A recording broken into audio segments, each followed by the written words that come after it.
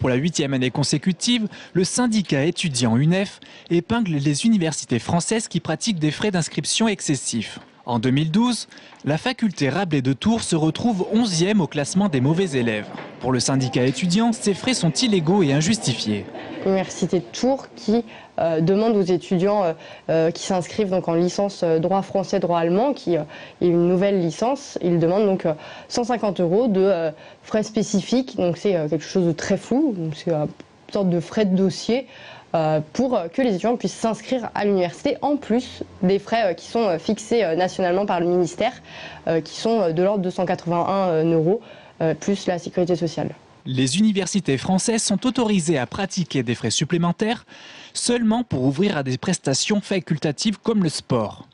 Par contre, aucun surcoût n'est autorisé pour suivre un cursus dit classique. Dès la rentrée, on va recenser ces étudiants-là et faire en sorte qu'ils puissent être remboursés par l'université de ces frais qui sont illégaux.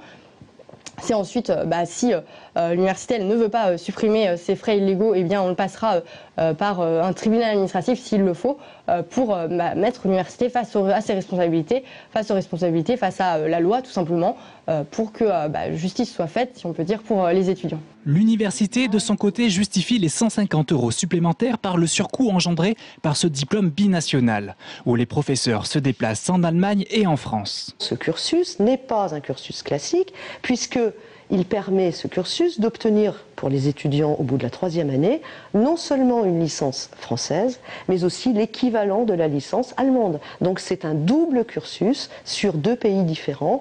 Et je leur dis aussi que les droits payés par les étudiants allemands à Bochum sont bien plus élevés que ceux que les étudiants français payent à Tours.